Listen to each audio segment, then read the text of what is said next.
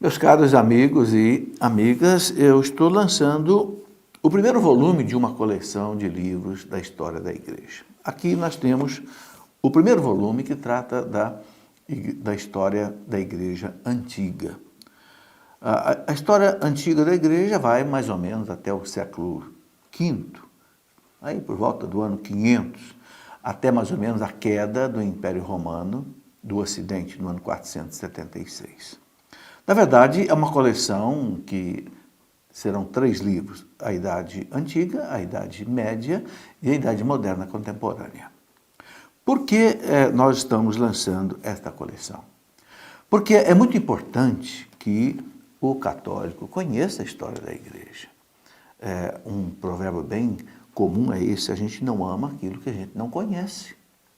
Se você não conhece bem, vamos supor, a tua esposa, a tua namorada, você não compreende bem ela. Você não consegue perdoar bem até os seus defeitos, entende? A igreja também.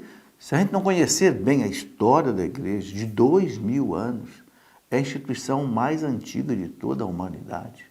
A gente não consegue amar a igreja, servir a igreja melhor, compreender a igreja e mais uma coisa, saber defender a igreja. Porque você sabe que, infelizmente, muitas pessoas não conhecem a igreja. Né? Um grande cardeal americano, Fulton Sheen, dizia que talvez não haja 100 pessoas que odeiam a igreja, mas há milhões que odeiam aquilo que pensam erradamente que seja a igreja. Então a história da igreja é para a gente conhecer essa verdade. E a história antiga, que vai aí até o ano 500 mais ou menos, é maravilhosa. É maravilhosa. É quando a igreja, que nasceu em Jerusalém, ela se espalha pelo mundo, por toda aquela região da Turquia de hoje, onde São Paulo fez aquelas viagens apostólicas, chegou até Roma com São Pedro, a capital do mundo, que era Roma. Roma dominava todo o mundo. Por um mapa, você pode ter uma ideia disso. Por exemplo, o mapa que você vê aqui é um mapa da Europa.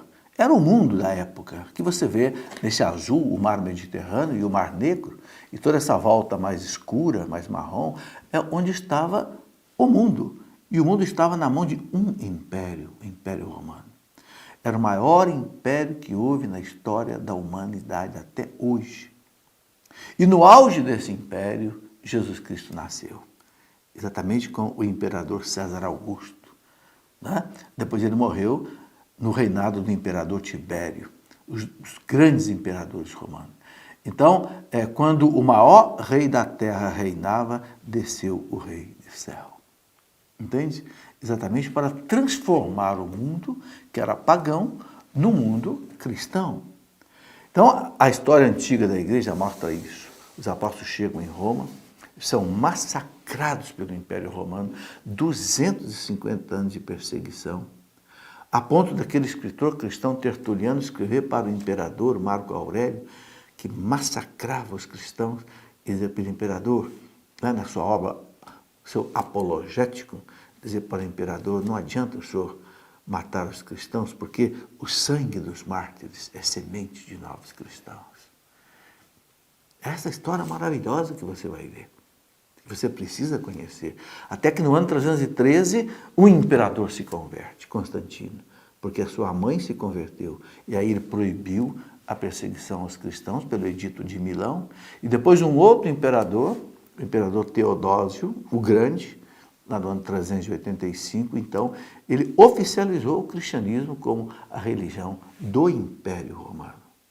Então, um grande escritor da igreja, Daniel Hope, diz que a espada romana se curvou diante da cruz de Cristo. Que maravilha! Essa história antiga que você precisa conhecer, que está narrada aí neste livro.